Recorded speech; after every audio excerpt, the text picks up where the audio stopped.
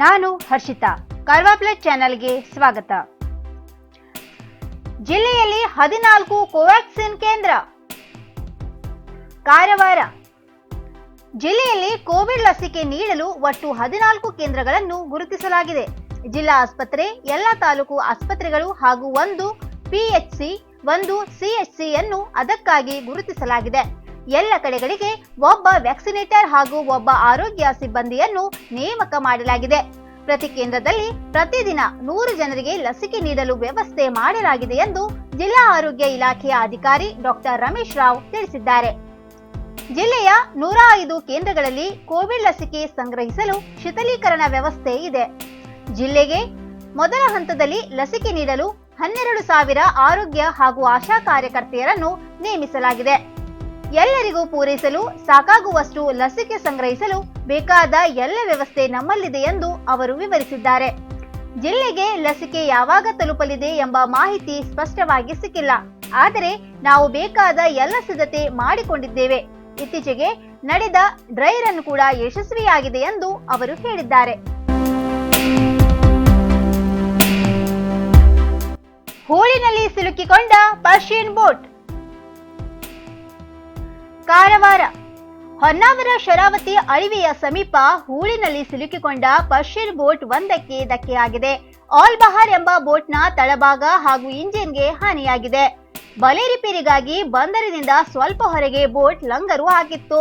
ಅದೇ ಭಾಗದಲ್ಲಿ ಖಾಸಗಿ ಬಂದರು ನೀವ್ರಾಡಕ್ಕಾಗಿ ಕಂಪನಿ ಹೂಳೆತ್ತಿದ್ದರಿಂದ ಬೋಟ್ ಹೂಳಿನಲ್ಲಿ ಸಿಲುಕಿ ಅದಕ್ಕೆ ಧಕ್ಕೆಯಾಗಿದೆ ಎಂದು ಮೀನುಗಾರರು ಆರೋಪಿಸಿದ್ದಾರೆ. ಮಾನ್ಯ ಶಾಸಕಿಯವರಿಂದ ಬೆಳಂಬಾರ ಗ್ರಾಮದ ತಾಳೆಬೈಲಿನ ಶ್ರೀ ಹುಲಿದೇವರ ನೂತನ ದೇವಸ್ಥಾನದ ನಿರ್ಮಾಣದ ಗುದ್ದಲಿ ಪೂಜೆ.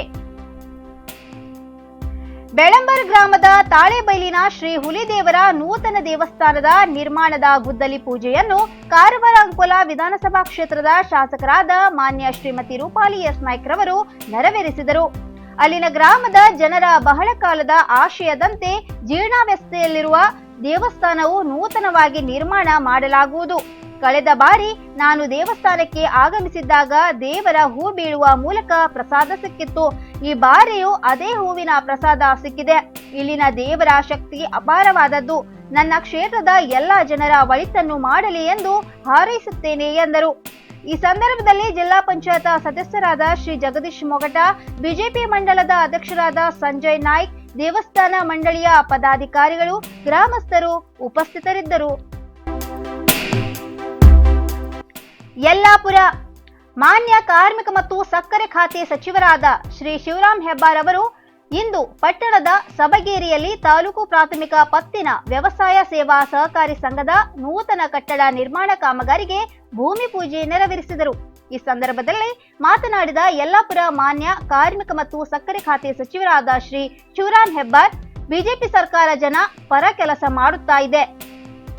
ಈ ಸಂದರ್ಭದಲ್ಲಿ ಪಂಚಾಯತ್ ರಾಜ್ಯ ವಿಕೇಂದ್ರೀಕರಣ ಸಮಿತಿಯ ಉಪಾಧ್ಯಕ್ಷರಾದ ಶ್ರೀ ಪ್ರಮೋದ್ ಹೆಗಡೆ, ಪ್ರಾಥಮಿಕ ಪತ್ತಿನ ವ್ಯವಸಾಯ ಸೇವಾ ಸಹಕಾರಿ ಸಂಘದ ಅಧ್ಯಕ್ಷರಾದ ಶ್ರೀ ನಾಗರಾಜ್ ಕವಡಿಕೆರೆ ಹಾಗೂ ಸಂಘದ ನಿರ್ದೇಶಕರು, ಸ್ಥಳೀಯ ಮುಖಂಡರು ಹಾಜರಿದ್ದರು.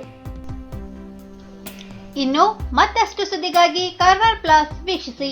ನೀವು ಯೂಟ್ಯೂಬ್ ಅಲ್ಲಿ ನೋಡ್ತಿದ್ದೀರಿ, ಸಬ್ಸ್ಕ್ರೈಬ್ ಮಾಡಿ, ಬೆಲ್ ಐಕಾನ್ ಕ್ಲಿಕ್ ಮಾಡಿ.